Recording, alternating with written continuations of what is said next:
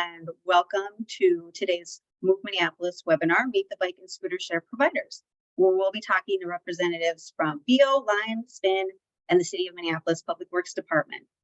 My name is Catherine Wendick, and I use she, her pronouns.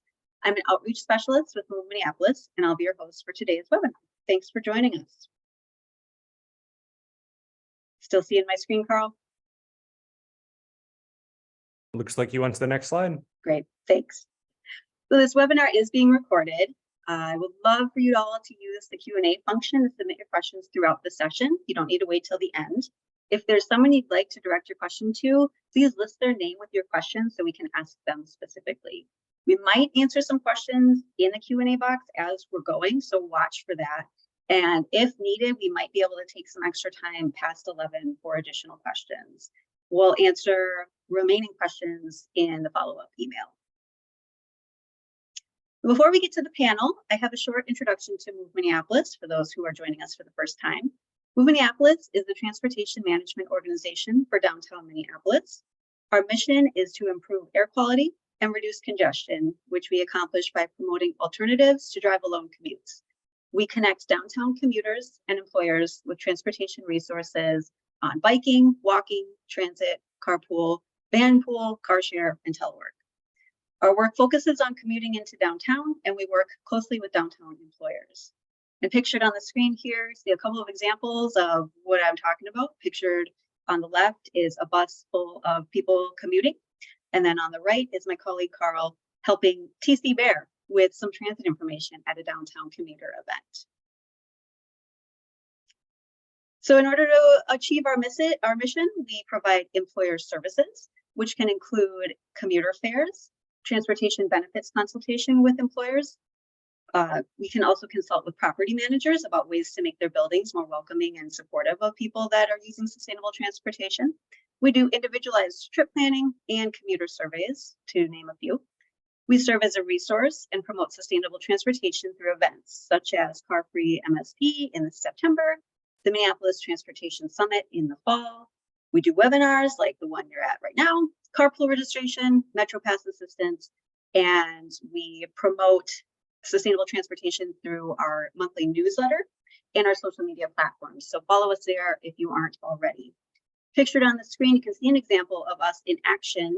Carl and I are pictured at a table with laptops and a transit map, speaking to a person about their commute options to downtown from their home. This was at a relocation event for a company that was moving from the suburbs to downtown. If you would like to get connected with us for any of these services or to learn more, please feel free to send me an email and I'll be emailing you the follow-up as well. A couple upcoming events to note. On Tuesday, August 15th, Move Minneapolis is excited to partner with Bike Amen on an educational downtown group ride. Visit the moveminneapolis.org events page to learn more and to register. Registration is required through Eventbrite. And then additionally, Car Free MSP is an initiative taking place in September where you can pledge to replace at least one drive-alone trip with a sustainable mode. And not only will you be making a difference for your health, happiness, wallet, the community, and the environment, but you can also win great prizes, including an e-bike and more.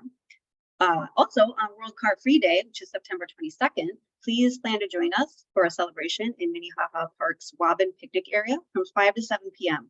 There's going to be group bike and transit rides planned from all over the metro that will get you to the event. Visit carfreemsp.com to learn more and to pledge today.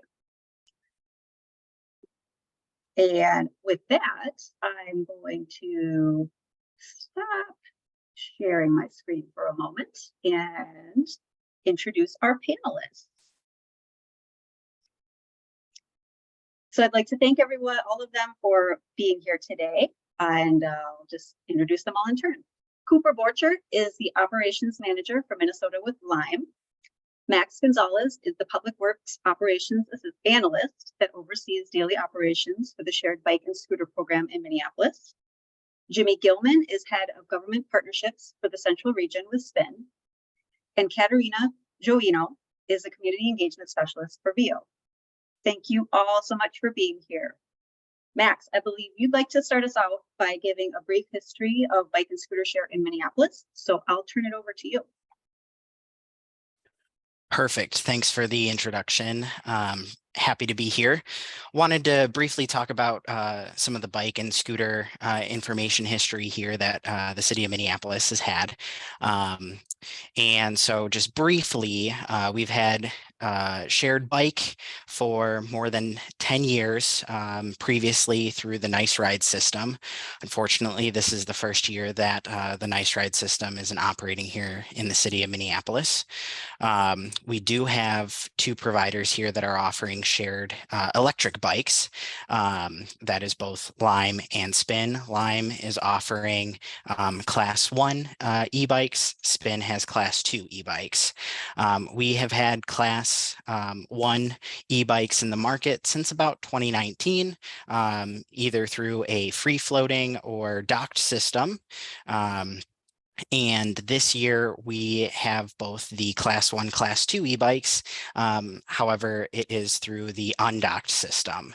And so all of the vehicles that are in the city of Minneapolis right now have locking mechanisms, but they don't have specific docks to lock to. We have had about 3 million rides since 2018. Through this year between shared bikes and scooters. That's across various models of classic acoustic bikes, e-bikes, and then also scooters. And one other thing that I wanted to highlight here is that the city of Minneapolis does have equity requirements and distribution requirements. They're broken up in basically 5 different areas. 2 equity areas in the North Minneapolis area, 1 in the South, a downtown zone, and then other portions of the city. Great. Thanks so much, Max, for that little bit of background. 3 million rides, that sounds like a nice number. I like that, and keep increasing that as we go. All right, so I'm gonna go back to sharing my screen so that we can see a couple of slides that Max has on parking and riding information, because our first item for discussion is how to safely, legally park and ride. So Max, I will turn it over to you again to go over what's on the screen here.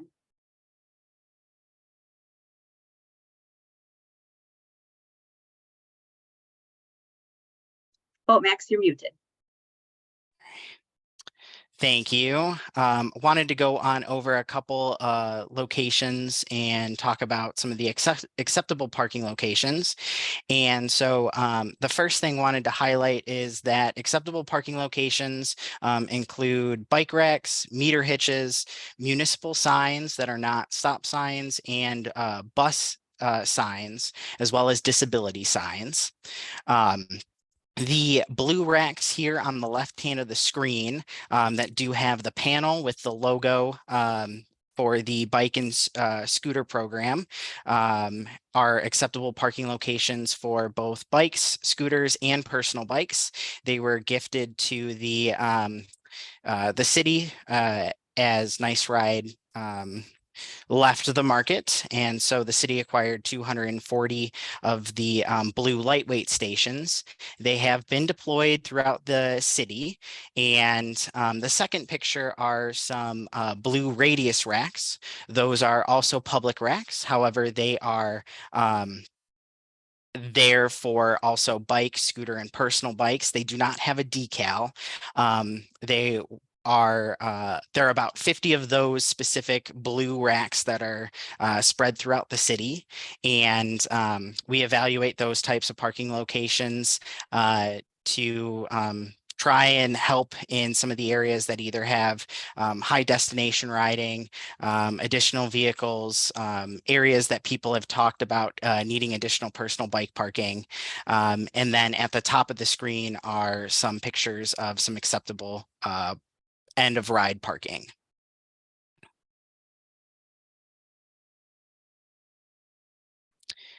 And so with the city having the lock 2 requirement, when folks end the ride, there are a lot of locations that are unacceptable parking locations. That includes trees, handrails, street signs, street lights, bus stop signs, and other private infrastructure that or construction infrastructure that blocks the sidewalk or an intersection.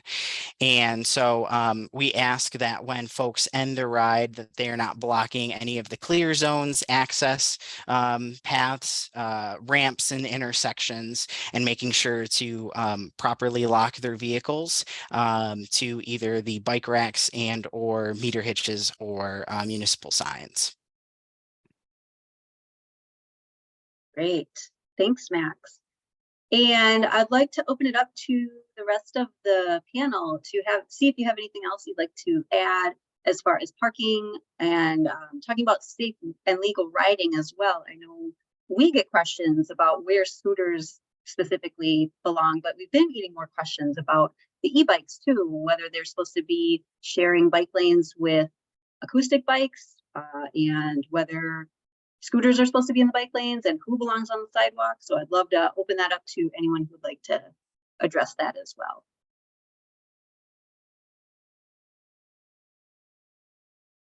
Yeah, I would be happy to jump in here and talk a little bit more in detail just from Lime's side on safe riding and appropriate parking. So a couple quick highlights is both scooters and bikes are highly encouraged to be in a shared bike lane if available on the street. With our new e-bikes in the city, there's plenty of bike lanes throughout the city, and if there's not one, just being very cautious of if there's any sort of shared bikeway road. We highly encourage that. In terms of parking, yes, the bikes and scooters are required to be parked and locked to pretty much anything that you see that's not on the screen. We do have in our app online, we have preferred parking locations for all of those blue city racks that Max was referring to earlier to help guide you to places that are recommended to park these vehicles. We have been seeing, I did see a question in the chat that I would like to address. We do enforce these parking rules on our side through various stages of warnings and can lead up to fines depending on the severity of the offense. This is something that we take very seriously here. And we on the ground, we do patrol routes. So basically we go to areas such as the Stone Arch Bridge and make sure that everything is parked and locked to and things aren't out of place.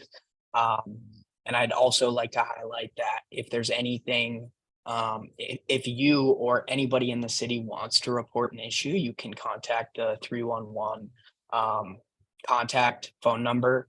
But specifically to Lime, if it's a Lime vehicle, there's a QR code on our vehicles. It says report an issue on both bikes and scooters. That's the quickest way to get in touch with myself or any of the local team that can address issues within a matter of minutes. So yeah, there's just a couple parking and riding rules. And yeah, happy to answer more questions as they come in. And just to add, I think, Cooper, I think that sums it up well, at least from Spin's perspective, probably all three of the vendors in terms of, enforcement of parking and what we're doing.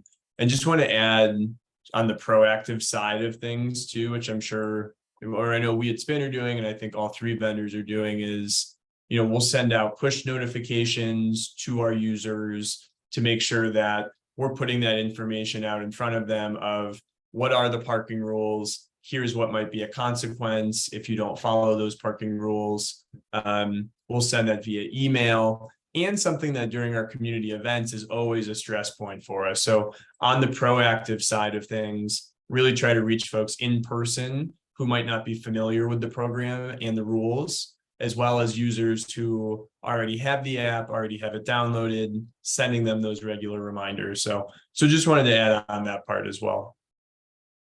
And to again follow up, all three, as Jimmy and Cooper said, all three providers do seem to have the same kind of system in mind regarding reporting and not keeping. I also want to add, first compliment the city on its extensive bike lanes. We do belong in the bike lanes. VO does have class 2 bikes as pictured in this picture here. And I just want to also compliment the other providers. All three of us cooperate when it comes down to tabling at high traffic areas like the Starch Bridge to make sure that we're all in compliance with each other and making sure that the network stays more feasible and more usable for all people. Great. Thank you all for answering that and speaking to that. So I think the next thing I'd like to talk about is the differences and similarities between the vendors. I know when Nice Ride launched, it was just Nice Ride by themselves, so it was easy to know, all right, I know what Nice Ride is. Now we have not only two different kinds of vehicle or two different, vehicle classes, there's bikes and scooters, but there's three different providers. So I'd love for all of you to talk about how you might be similar or different. We'll start with you, Cooper, since I have the Lime vehicles up first. Yeah, absolutely. Well, thank you very much. I'm very happy to be here. As Catherine introduced me, my name is Cooper Borkert, operations manager for Minnesota. I'd like to take a second to introduce the other counterpart here with me from Lime today, Lee Aaron Foley. So I'm going to pass it over to Lee Aaron here right now. Hi, good morning, everyone. My name is Lee Aaron Foley. Thank you for that, Cooper. I am the Director of Government and Community Relations for Lime in the Midwest. And Lime is glad to be in service to the city of Minneapolis and all the Minneapolitans who are looking for new ways, alternative ways to be able to get around the city. So what you see on your screen here is what we're most excited about as a company is the opportunity to introduce shared e-bikes to Minneapolis. Lime shared e-bikes, our Gen 4 that you see here before you, as Max mentioned, are equipped with locking mechanisms to manage parking in the public right-of-way. What we value is making sure that we are not only meeting the city's rules, but that we're meeting the expectations of the residents and businesses across the city of Minneapolis. There are differences within this system from what you all are used to with Nice Ride. Nice Ride was a docked station system, but what we see as a dockless system is something that has a few more benefits when it comes to bike share. One is the immediate deployment of devices to every part of the city, from the far north to the far south to the lakes. We are able to meet people where they are while balancing our needs and commitments to equity. We're able to quickly and immediately deploy to where the city has invested in bike infrastructure for bike parking, while keeping in mind allowing for spaces to be used for private cyclists. And so we're excited to be rolling this out. We're excited that the city of Minneapolis did not go a season without bike share. And we are on the precipice of introducing bike share across the river, which will be the first time that the Twin Cities has a unified regional bike share system since 2018.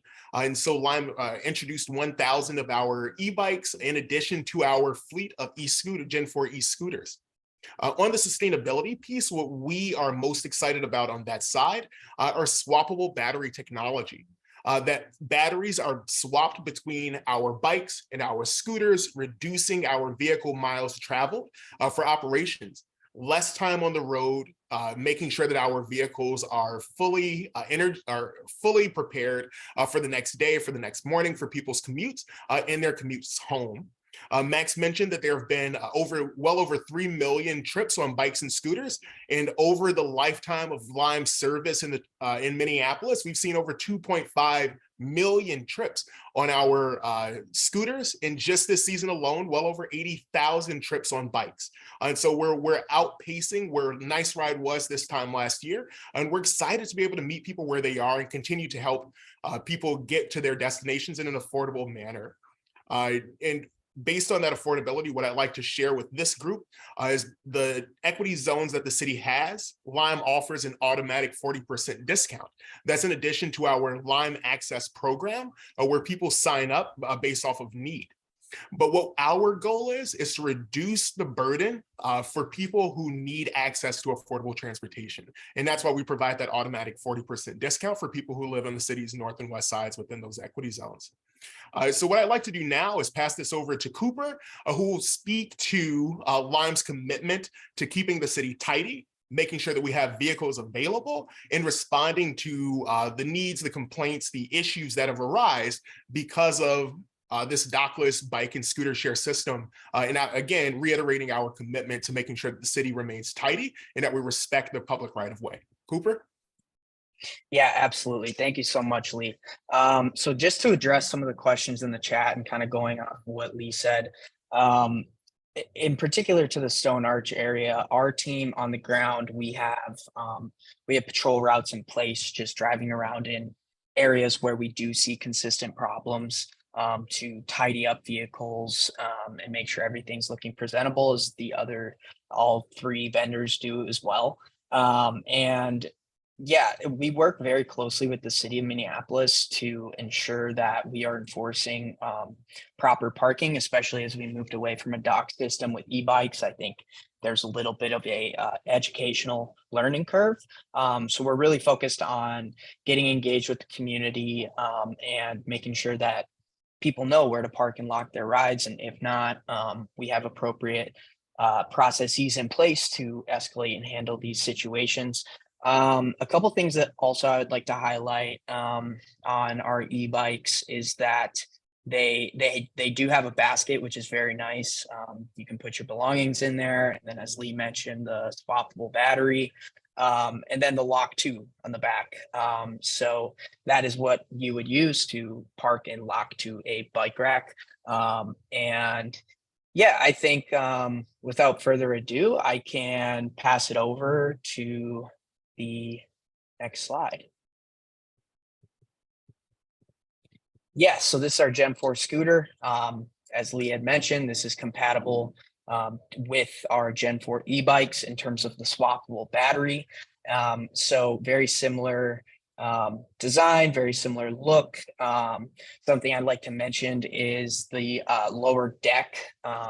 So you have a lower center of gravity, which creates more stability and safety on our vehicles, which is something we value very much. So yeah, and I also want to just speak to the app and how you rent a scooter. So if you find us on the App Store or Google Play, you can type in Lime, you can download the app, and the app is basically will show you all available vehicles near you, scooters and bikes. And then you would put your card information into the app, and then you can find vehicles on the map, and then take the scooter or bike from there. A little piece on the accessibility, what we do on the ground is, and we work very closely with the city on this, is trying to find areas where people are in the most need of bikes and scooters. I think it's different between the two modes. So what we do is we really try and make sure that we have appropriate distribution and accessibility in the equity distribution areas, as well as other areas throughout the city, such as the lakes. Northeast, we've been seeing a lot of demand for e-bikes in particular. So with Lime, we're really trying this year to focus on meeting people where they're at, which means deploying and putting scooters and bikes in the locations where people most need. So I also wanted to mention one other thing about Lime is that we just rolled out a safety school this year. So if you download the app, it'll show up as a push notification in your app, and it'll give you a link to the safety school. The safety school highlights some of the things you've been hearing today, just in terms of parking and riding rules and regulations. And then we offer a discount at the end for those who complete the quiz. And another thing I would like to highlight is that this Saturday, we are going to have a Stone Arch mobility ambassador event, where all three vendors will be there to answer questions and live educate people on riding, parking, and pretty much just, being the face for mobility and to be able to answer questions, as there are many throughout the community. So yeah, this Saturday, if you're available and around, stop by the Stone Arch Bridge. We'll have a tent and a table. We'll be talking to residents, people in the community. So we're really looking forward to that. So yeah, thank you so much.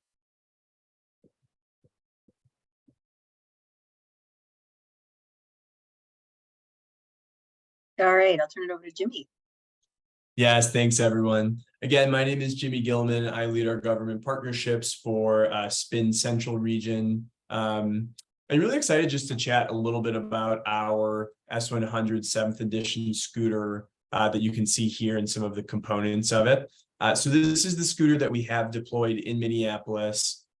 There are a lot of similarities to what I think Lee and Cooper just outlined. We have a swappable battery in this scooter as well to increase the sustainability and reduce the vehicle miles traveled of our operation. Other things like our in-app flow, our commitment to equity distribution, and our involvement in the Stone Arch Ambassadors program also hold true for SPIN. So just want to highlight those points. A couple of things that I think are maybe different about our hardware that I want to focus on. One is our sidewalk riding detection technology. So I know there was a question in the chat and a little discussion about how to control where the vehicles can ride as well. So we actually have this, the black knob you see on the front of the stem of our scooter is actually a downward facing camera. So that camera takes footage while the scooter is moving and determines whether a rider is riding on sidewalk, street, or bike lane. If a rider goes onto the sidewalk, it'll give them an alert and nudge them back towards the bike lane or the street where to ride properly in that location. So that partnership with a company called Drover, who helps us produce that hardware and integrate into our scooters, is something that I really like to highlight to cut down on those instances of sidewalk riding, to make sure that there is safe commingling between pedestrians and scooters, especially in some of those higher density downtown locations. One other thing I like to highlight just on our operations side of things is that SPIN uses entirely internal employees, W-2 benefited employees, to carry out our operations, who are working shifts throughout the clock, so 24/7 coverage. So even if a concern does come up, you know, in the early morning or late night hours, we'll have someone on shift ready to go take care of that concern. And folks who are running regular shifts, again, 24/7 throughout the day, to proactively pick up, rebalance, and make sure that the city is tidy. So just a couple of things I like to highlight. And yeah, looking forward to more discussion, but I think can pass to Kat from there. Hey everyone, thank you Jimmy, thank you everyone. I'm Katerina Jovino. I am the Community Engagement Specialist for VIO. I wanted to just go have an intro into VIO and also speak about our Cosmo E2 bike. VIO was founded in 2017 by two Purdue University students. They had an idea about creating a sustainable business model and a sustainable business in itself. And I can very happily say that we are both sustainable in terms of what we're trying to do, trying to reduce car traffic and trying to increase micromobility, but also in terms of our business. We are the first sustainable and profitable micromobility company. We are the only micromobility company that was able to stay in all of our markets during COVID. And we're operating in over 50 markets across the country. Likewise, in terms of how we're different than other providers, we design, manufacture, and operate our fleets all in-house. So if there ever is an issue regarding batteries, regarding any kind of pedals or anything else, we can quickly identify the problem and resolve the issue all in-house without skipping that middleman and being able to resolve it very quickly. Likewise, we're focused on responsible company growth. We like to maintain careful partnerships with cities, make sure that we are met with a very good support in terms of people on the ground through grassroots organization, but also in terms of our partnerships in terms of CBOs and any kind of government entities and partners like Move Minneapolis. In terms of our IoT, we can skip the slide to the next page. Thank you. Yeah. We have two kinds of vehicles. So the breadth of our vehicles really showcase the kinds of abilities that people in cities can use. We have our Astro 4 as pictured here. We also have the Cosmo E2 bike, which again lowers the center of gravity, and is the only vehicle within Minneapolis that allows people to be seated and not have to pedal. We have a VO voice IoT that allows people to have a actual voice as opposed to beats in terms of other scooter providers. This allows people to know where they are parking, if it's in compliance, it's spoken in local languages. So people who don't happen to speak English, there is less of an accessibility issue. They can actually understand where to park. It's customized and warning signs. This is in addition to the app warnings as well. Likewise, we have all charging in-house. We are the first and only company to have 100% charging of our vehicles that are with swappable batteries. All the batteries are all proprietary, so we make sure that they are all fit to our own scooters and our own vehicles as well. And in general, we have geofences, and that gives us the technology to have more of a people enforcement to answer someone's question in the Q&A. And we have reached higher rates of adoption because of our two vehicle types. I know there's another slide next if you want to go for it. And this is because we can, again, given our two vehicles like the Cosmo 2, people do happen to have that kind of ability to choose which option they want to use. They can choose the standing scooter or they can choose a seated scooter, and that allows them to go further distances and opens up a whole new world of first mile, last mile. If anything, our average mileage is over 2 miles.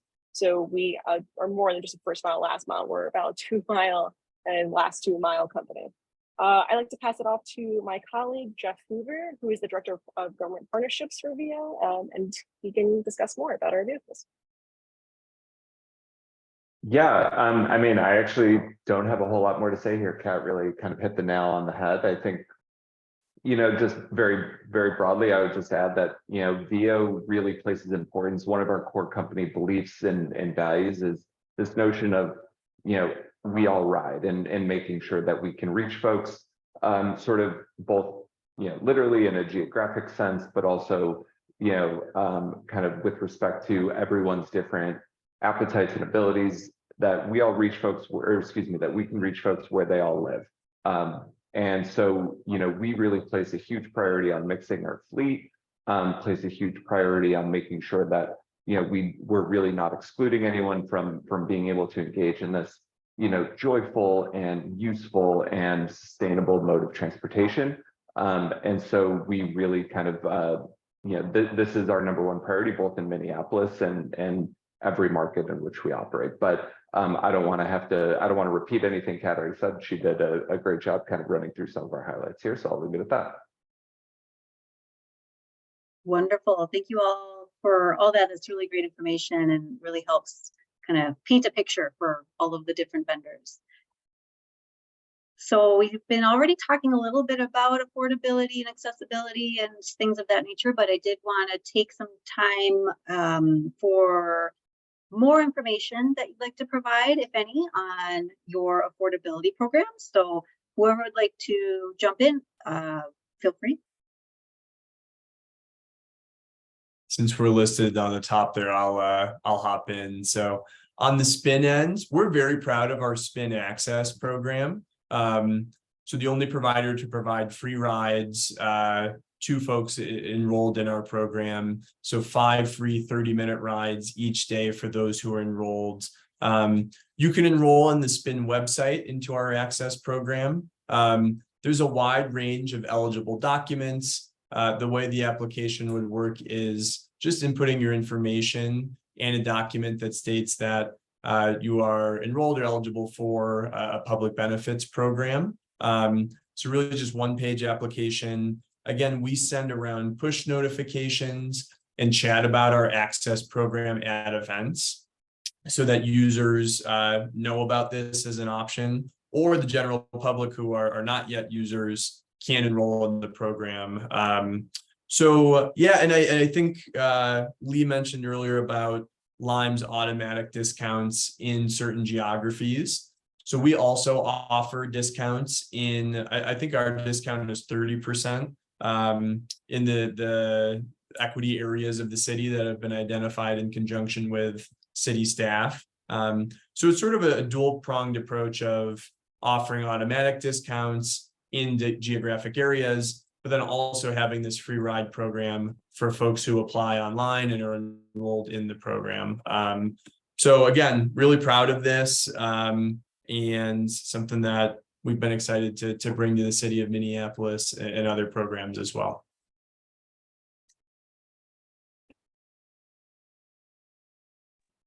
Yeah, I'm sorry. Yeah, go I'll ahead, let- Lee. Go ahead and take that, Cooper. Okay, yeah, absolutely. Yeah, just to speak a little bit about Lime Access. This is something that also we're very happy to provide to the city and residents within the city. Just because, you know, our biggest thing is affordability. We really want people to be able to get to where they need to go. So similarly, we have a discounted rate. So every single trip, if you enroll into the Lime Access program, it will be a 50-cent unlock fee and then a 7-cent per minute fee, which is over a 60% discount off of our regular pricing.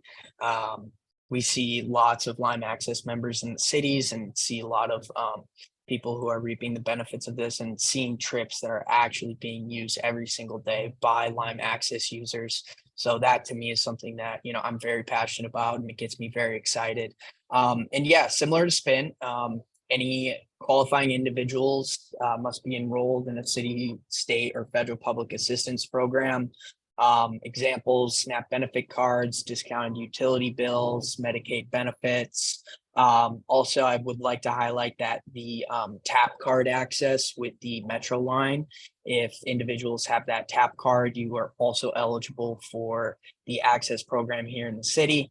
So yeah, great program. You'll find us helping people sign up for this at events throughout the city, such as Open Streets.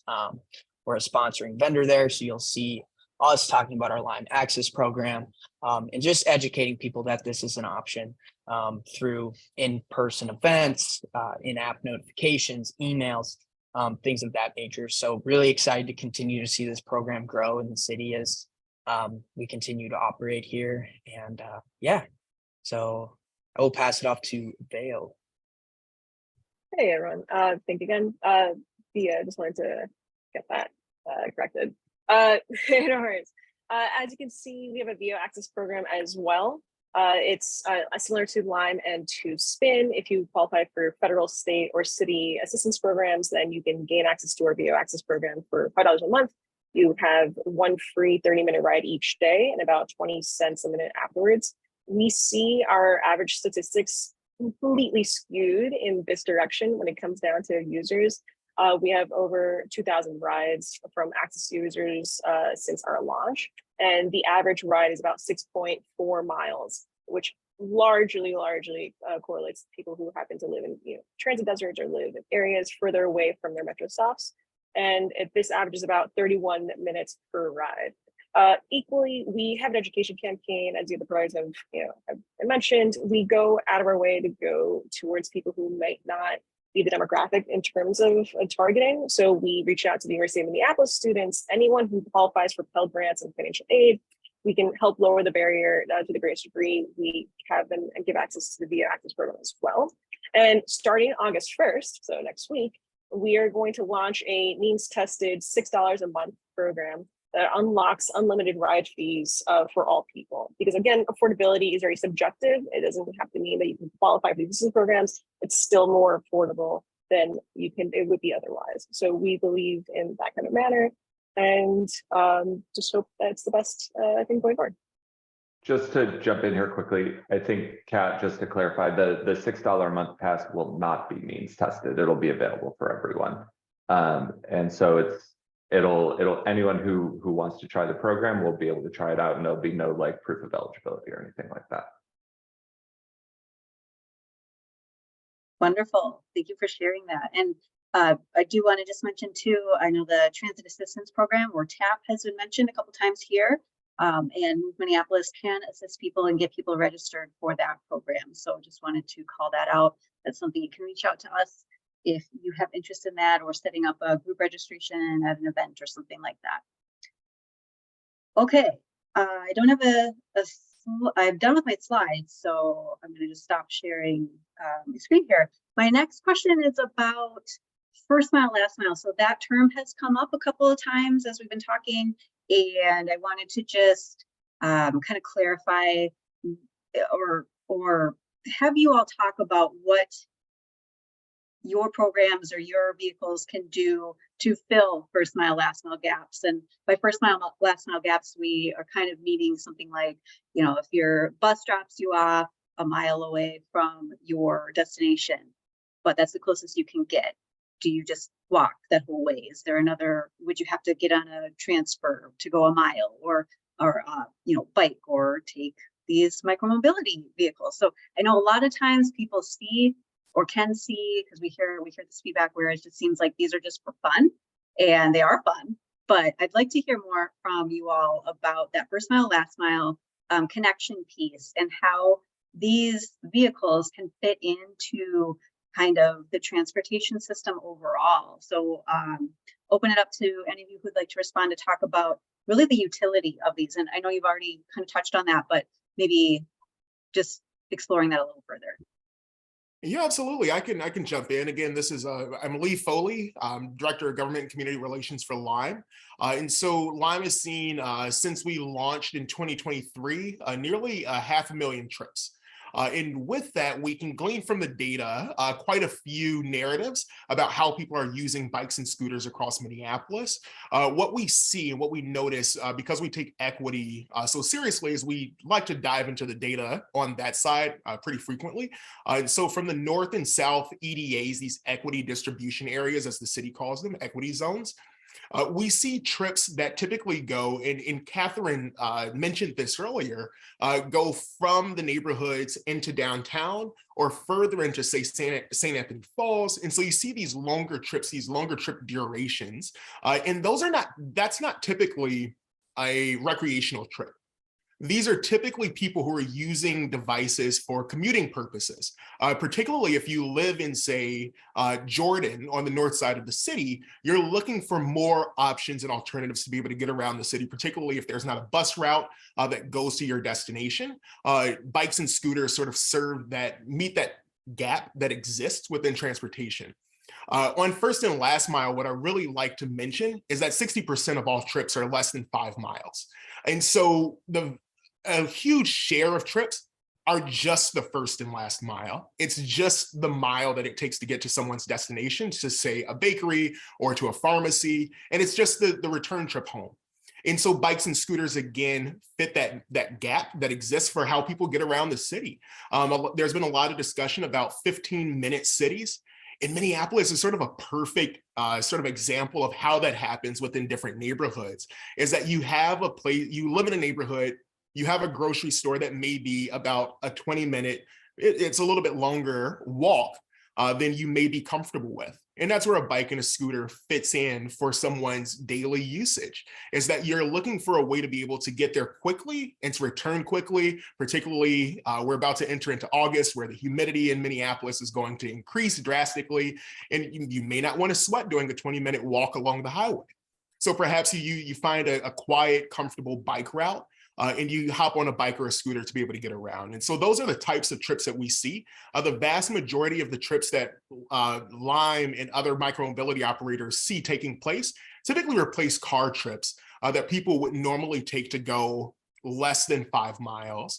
And the average trip is under 2 miles that we tend to see.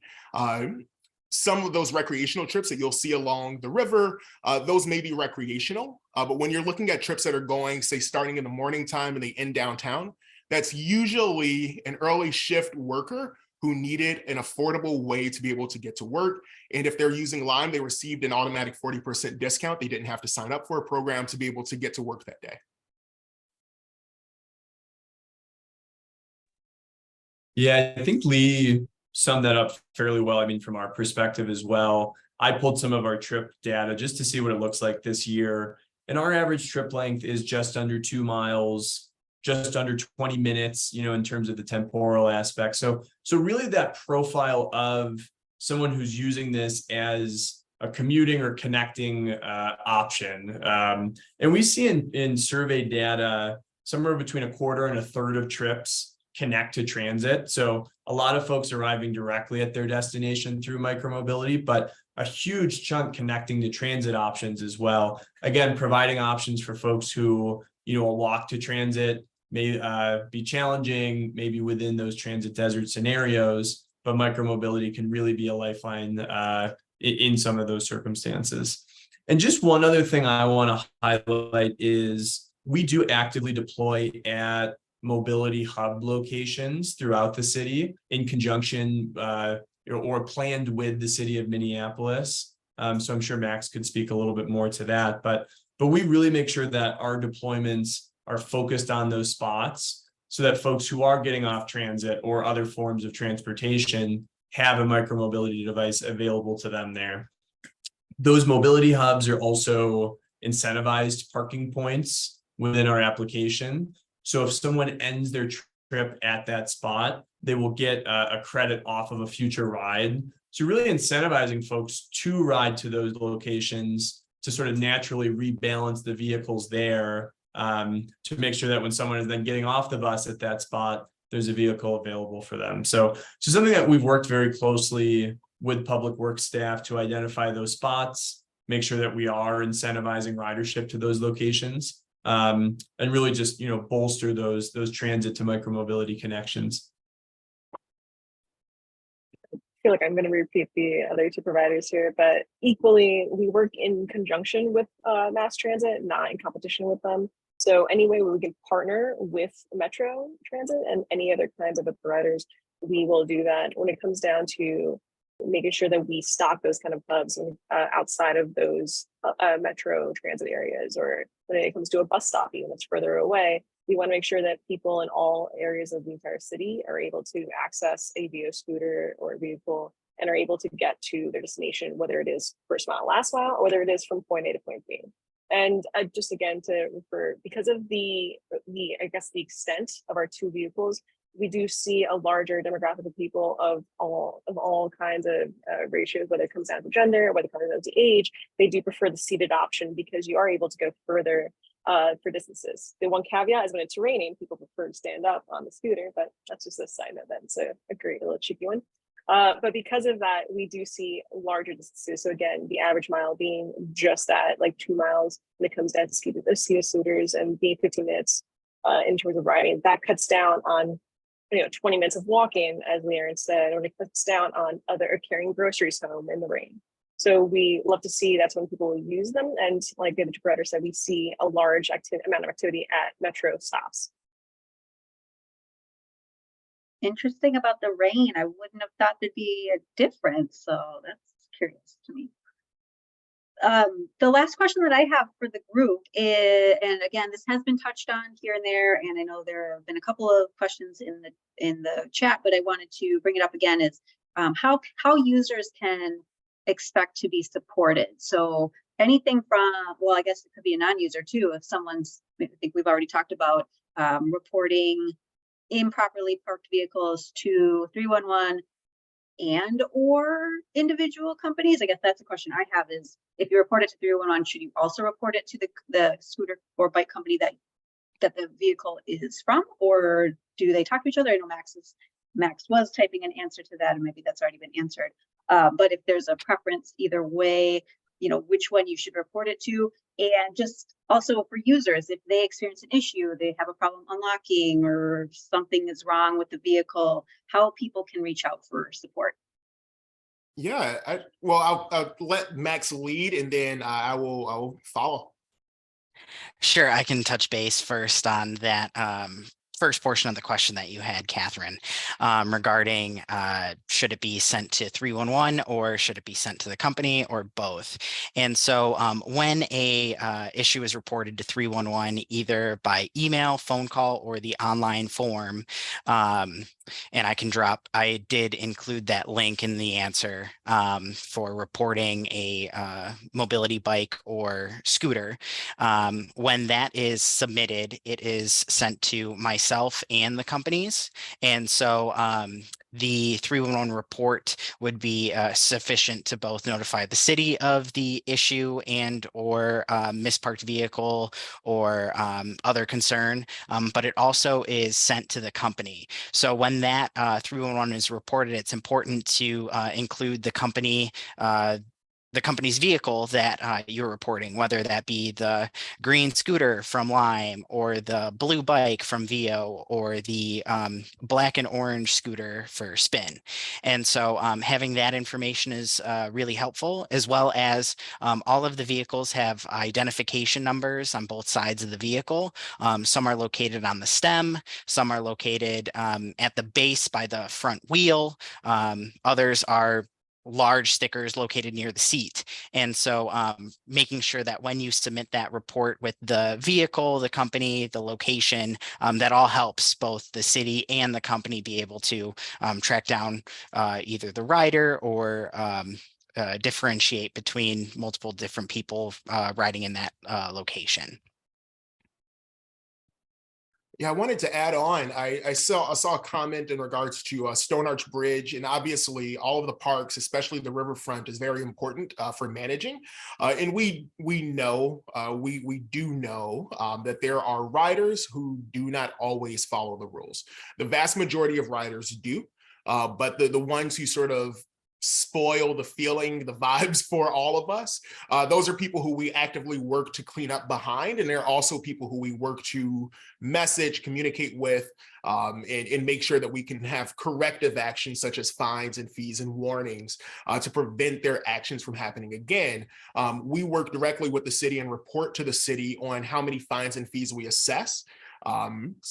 And we also deplatform people who have, I believe, Cooper, you could correct me if I'm wrong, more than 5 warnings and violations. It's like you are obviously disconnected from the reality that we want to see across the city. And we're more than comfortable with removing someone from the platform and also sharing that rider's contact their name with the other operators so that we can have them banned across the board. Permanently or temporarily. What I wanted to speak to is that all of the operators work together in management of the Stone Arch Bridge. We come together, we share operations, we share the ability to be able to clean up and keep tidy all of our fleets. You'll see on Saturday mornings that all of us have come together. There's a tent, we're giving out helmets to make sure that where we know that there's a lot of activity, we want to be right there in the middle. And so when we receive feedback about the Stone Arch Bridge, about vehicles that have been improperly parked, we want to continue receiving that information, but we also want to know that we're making progress. And so that's something else, right? And so we work with the city, we work with Councilmember Rainville directly, and just understanding what the issues are and really keeping a pulse on it, right? We're not just leaving scooters out and then just walking away. I know that every person on this call, from the city, the operators, and from the people who actually put the vehicles out on the ground, care deeply about knowing how our riders are using the devices, how they're being left, but also about how the community feels about dockless shared micro-mobility.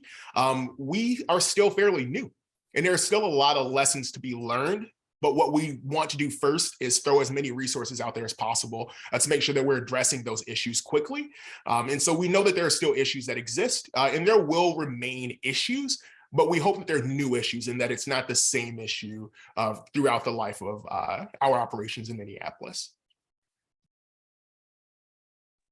Yeah, and just to chime in, piggyback off Lee here, just in my experience and what Lime has seen over the last few years in the Twin Cities area, it's just riders in the community feeling like they don't feel connected to the providers.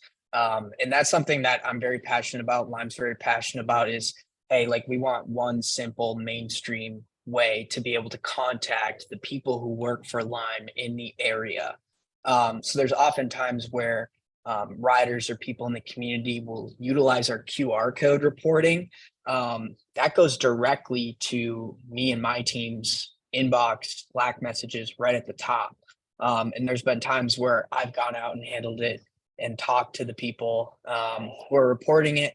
But also to Lee's point, it's a great way for us to learn. We're just trying to learn and be better in areas throughout the city every single day and working with the other providers, working with the city. And that's something that has gone a really long way. And I think it's very exciting for the future of micromobility in the Twin Cities. So.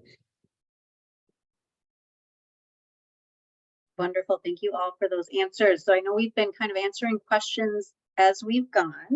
So I want to take a couple minutes to talk about a couple other questions that haven't been answered and maybe highlight a few that have already.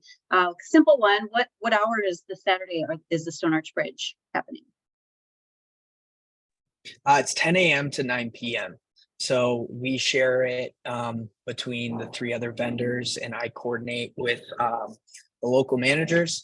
And yeah, so from 10 a.m. to 9 p.m., find us there. This weekend, we're going to have a tent. We got a permit. We're going to be a little more established so people know where we're at. So yeah, it's going to be fun. Great.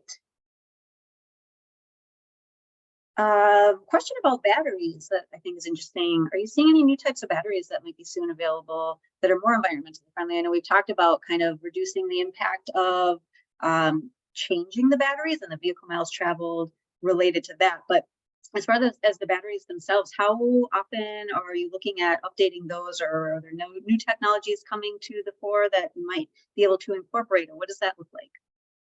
Yeah, that's, on sustainability, what we pride ourselves on most is reusing the equipment that we have, right? And so not needing to continually buy more and new pieces or equipment. And so when you look at our device, all of these pieces of the device are swappable between other devices. And so if a piece of the device is damaged, you're able to just swap that out. You don't have to throw away the entire device. This is a huge change since, say, 2017 when the first devices were rolled out. I think Catherine mentioned it. Lime also manufactures our devices in-house. They're designed and manufactured. And so these are not off the shelf. These are all things that we've had with modular designs with sustainability top of mind. Now, when it comes to battery materials sourcing and development, that is a larger question that I think the industry writ large, that's not just limited to micromobility, but to the EV industry globally, are trying to figure out.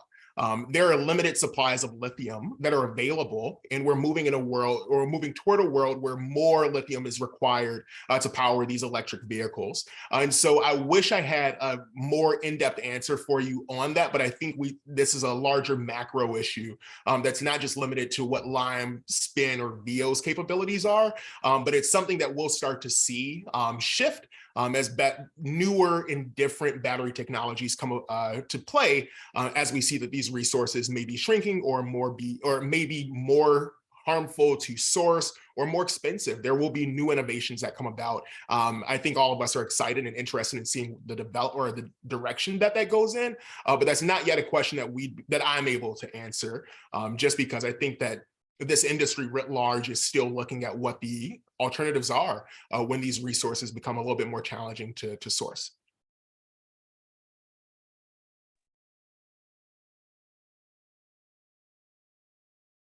Anyone else have anything on the batteries question to add? Yeah, just sorry. Yeah. Again, just wanted to again restate that because we have 100% of our batteries that are swappable between vehicles, we do attempt to use as many possible things between swappable components, of each vehicle when it comes down to battery, but when it comes down to other parts as well. And we charge our batteries only in our factories. Our warehouses are solely designed for battery charging, so we keep it as safe as possible. In other cities, we're often seen as the code person when it comes down to fire department, when it comes down to making safety regulations. We happen to have a good, rapport or good kind of partnership when it comes down to that as well. But at the end of the day, it's still an issue that it's affecting the entire world, let alone the micromobility industry. And the last thing I'll say, and first off, echoing everything that Aaron said, but the batteries certainly are sort of the headline grabby piece of this, but I think we also need to think about the kind of the balance of the materials in each device. First and foremost, I think aluminum is really top of mind. Aluminum is similar to lithium, is also just has a huge cost to it, like a huge environmental cost, I should say, from an extraction standpoint. And so we really are endeavoring, and I think the industry writ large is really kind of pushing in a direction to limit its use of aluminum and identify alternatives that not only have a lower extraction cost, but also are more user-friendly insofar that they're higher strength, lower weight, and make each device kind of more approachable for the average rider. Wonderful, thank you. And I know we're a minute over, but I wanted to take a second to ask this question for folks that can stick around for a minute. Any conversations about expansion to cities elsewhere in the metro? Anoka County was mentioned specifically, but what is that looking like for everybody? Are you sticking with your geography right now? I know St. Paul was mentioned earlier, but curious about places beyond Minneapolis and St. Paul. What are you all thinking? Yeah, I can jump in here, and we actually on the spin ends have already expanded a bit into the western suburbs of the metro area. So we do operate in Minneapolis, at the University of Minnesota, and in St. Paul. And starting in May, we started operating in Hopkins, St. Louis Park, and Golden Valley as well. So we've actually seen a lot of crossover ridership between the municipalities, especially folks commuting in from that western ring of suburbs there. So something that we'd love to consider those, or try to have conversations with other municipalities in the area to continue that expansion. Because obviously transportation happens on a regional level, right? And having micromobility as an option throughout an entire metro area really allows folks throughout the region to adopt this type of transportation and makes it a viable option. So something we've already started doing a bit and are very interested in moving forward.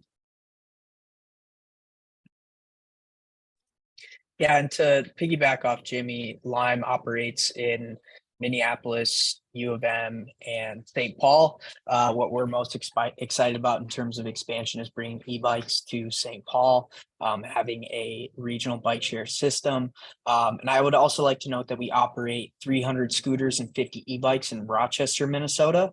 We have been since 2018. And again, just to echo Jimmy, we're excited to look for further expansion opportunities throughout Minnesota to find people who would rely on this type of transportation. So.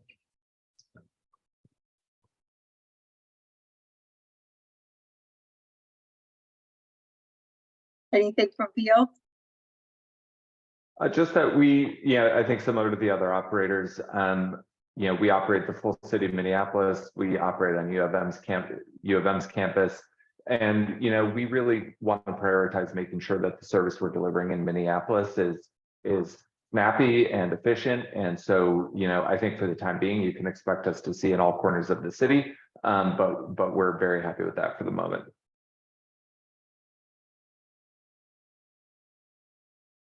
Very exciting. I'm just looking at the questions here to see. I know that there were a couple questions about people without cell phones, and phone numbers were provided in the Q&A, which I will also provide in the follow-up email so that people have access to that. But there are options for people without phones to be able to use all the vehicles. So that is great to know. I would like to just take a second to see if there's anything else anyone would like to just highlight from the Q&A or that you didn't get to say, and then we'll wrap up the webinar. So open it up to the vendors.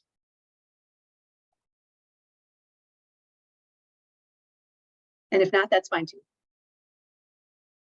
Just that, like we all mentioned, we collaborate amongst each other, and that's the greater point of this. Like us doing the Stone Arch Bridge, it's more so of if one scooter company, regardless of whose it is, if one scooter's tipped over, that's a bad look on all of us. So we try our best to be proactive when it comes down to that kind of thing. Make sure that we are collaborating amongst each other as opposed to being in competition, because we want people to use it, but more importantly, not to have a bad look. So when there is, like, often we have our W-2 employees as well, Minneapolis, they're all native to the area. They're all like grown and raised there. Like they know the city very well. So if they see something on their way, whether it is a VO scooter or the other two providers, they pick it up because they know like it is something that is a bad look. So we want to ensure that everyone is in compliance, and scooters are seen as a good thing in the entire site. And just in that same spirit, if anyone on the webinar, on the call, has any ideas or would like to partner with us on an event, have us do a scooter demo, get information out there to your communities.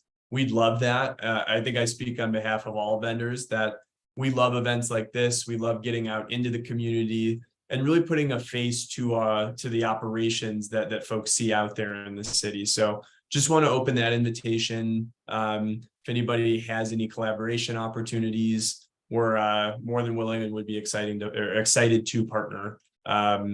So again, but just really appreciate the opportunity to be here today. Yeah, and to echo off Jimmy and Catherine, yeah, on that spirit, just thank you so much for having us. We're always looking for feedback. We're very, very passionate and just want the city of Minneapolis to be happy with this type of transportation and meet them where they're at. So please, feedback, questions, comments. If you'd like to collaborate on any sort of event or First Ride Academy where we're showing people how to ride scooters and bikes, please reach out. So thank you so much. So happy to be here today. And yeah, have a good day, everyone. All right. Well, that about wraps it up. I really appreciate, again, all of the vendors being here. Thank you so much for your time and your expertise and sharing all this knowledge that I'm hoping everyone will bring back to their communities and be able to share out so we can just spread the word. This is being recorded so people can share the recording as well if people weren't able to attend live. But I wanted to give another plug for Move Minneapolis. We were mentioning events and things like that, and Move Minneapolis tries to coordinate events where people can try scooters and bikes. So follow us on socials and sign up for our newsletter to stay connected on anything we have upcoming that we are sponsoring, and just trying to partner and get more people trying these things to get experience with it and get over that barrier of trying it out. So with that, I'll go ahead and end the webinar. Thanks again to everyone who joined us. Thank you to our panel, and we'll see you next time. Thanks so much. Thank you all. Thanks, everyone.